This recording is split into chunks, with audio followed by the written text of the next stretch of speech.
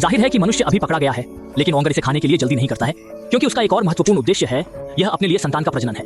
महिलाओं को आज्ञाकारी बनाने के लिए उसने एक खंजर निकाल दिया और महिला के पेट में छेद दिया। एक पल में तहखाने में शोक गूंज गया। जब कुछ लोग बचाने आए थे तो आवाज सुनी, चर्च की ओर जल्दी से दौड़ो। फिर चर्च के दरवाजे खोले, सावधानी से अंदर चला गया, लेकिन वे बिल्कुल नहीं जानते थे कि ओंगरों ने मनुष्य के आगमन का एहसास किया है। वह उठा और तहखाने से बाहर कूद गया। फिर अपने पंख फैलाते हुए आकाश में देखते हुए नया शिकार का क्षण फिर से शुरू हो गया है। वह दरवाजे के सामने आया और दरवाजे पर टकराया। कई लोगों को पता चला कि कुछ गलत है, पीछा से बचने के लिए दूसरी मंजिल पर जल्दी की। कौन जानता है कि दूसरी मंजिल पर दरवाजा खोला गया है। खून की एक मजबूत गंध तुरंत अपनी नाक पर आ गई। वे देखते हैं, केवल यह पता चला कि छत में लंबे समय तक मृत शव था।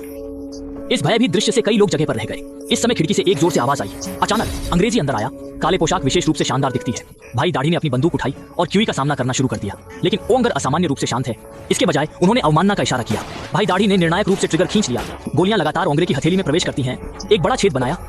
इसने उसे तुरंत गुस्सा दिया, सीधे एक कुल्हाड़ी फेंक दी और भीड़ की ओर फेंक दिया। फिर उसने लंबे समय से खोए हुए शेर की गूंज का उपयोग किया। अजीब ध्वनि तरंगों ने सभी को बेहद असहज बना दिया। जब ध्वनि खत्म हो जाती है, जो हेई ने एक छड़ी उठाई और ओगर से लड़ने के लिए दौड़ा। कई लोगों ने इस अंतर का उपयोग करके विशाल कुल्हाड़ी खींची। फिर कमरे का दरवाजा खुल गया और वे थोड़े से भी विलंब नहीं करते, जल्दी से जियाओहे को खींच लिया और भाग गया। ओगर तुरंत पीछा नहीं किया, क्योंकि उसे अब एक नई बांह की जरूरत है। फिर उसने शरीर की बांह को फाड़ दिया, फर्श पर बैठकर तेजी से फूल शुरू कर दिया। शरीर के कुछ पाचन के बाद एक नया हाथ उगता है। दूसरी ओर गोरा बहन दूसरे कमरे में भाग गई। वह मदद के लिए एक संदेश भेजना चाहती थी, लेकिन यहाँ कोई संकेत नहीं है। इससे उसकी भावनाएं और भी अधिक टूट जाती हैं। आंसू बहने से रोक नहीं सके और ओंगरों ने डर की गंध का पीछा किया। जीवन को खतरे में देखते हुए गोरा बहन इतनी परवाह नहीं कर सकती है। गंभीर दर्द सहन, बाल फाड़, एक सांस में बाहर भाग गया। लेकिन ओंगरो असाधारण रूप से शांत लग रहा था, और यह तो उसके लिए एक खेल है। अंतिम विजेता निश्चित रूप से खुद ही है। गोरा बहन अपने साथियों से मिलने के लिए नीचे भाग गई। उन्होंने कहा कि अगर ऊपर के कमरे में है, यह छिपने की जगह नहीं है। फिर वे दूसरे कमरे में चले गए, लेकिन इस कमरे का निकास भी बंद कर दिया गया है। वे केवल आत्मरक्षा हथियारों की तलाश कर सकते हैं, लेकिन लंबे समय तक खोजने के बाद मुझे केवल एक रोलिंग पिन मिला।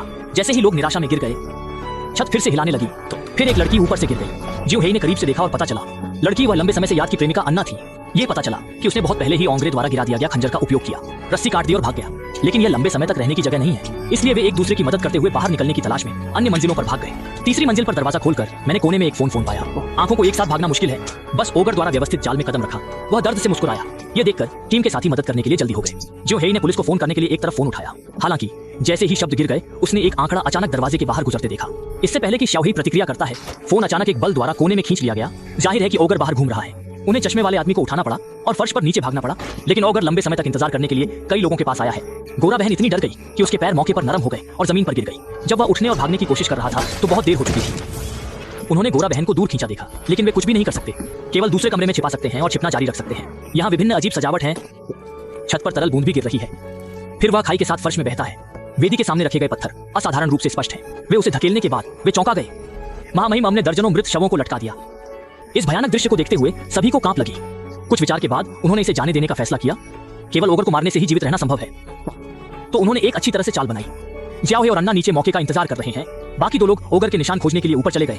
उसे पहली मंजिल पर आकर्षित करें और व्यवस्थित जाल में गिर जाएं। वे तीसरी मंजिल के कमरे में चले गए। यह अंदर असामान्य रूप से शांत पाया। यह पता चला कि ओगर लंबे समय से दरवाजे के पीछे छिपा हुआ था। भाई दाढ़ी उसके साथ लड़ने के लिए दौड़ती है, लेकिन उनकी लड़ाई की शक्ति अभी भी ओगर की तुलना में बहुत कमजोर है। कुछ चाल के भीतर वह जमीन पर गिर गया और प्रतिरोध करने की क्षमता खो दी। चश्मे वाले आदमी को सीधे लकड़ी की छड़ी द्वारा घुसिया गया और मौके पर मर गया। इस समय भाई दाढ़ी को स्टील की बार मिली। जब ओगर आया तो उसके बड़े में डूब गया। फिर दरवाजा खोल दिया और भाग गया।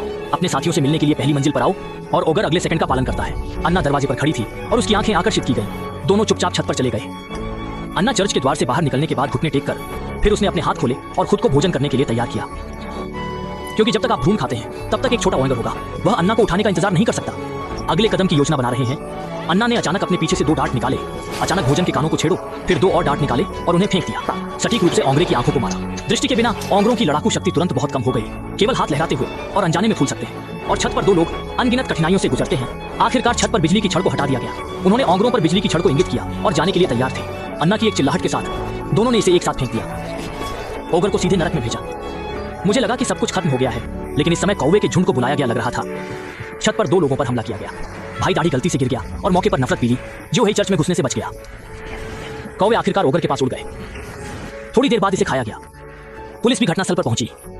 दोनों पुलिस की कार में पुलिस अधिकारियों की मदद से चले गए। अजीब बात यह है कि अन्ना की आंखें गहरे काले हो गईं और एक ठंडी और गीली गुफा में कौवे का एक झुंड ओंगरे के शरीर को फिर से इकट्ठा कर रहा है। अगली फिल्म ओगर पिता और बेटे के शिकार का क्षण हो सकती है।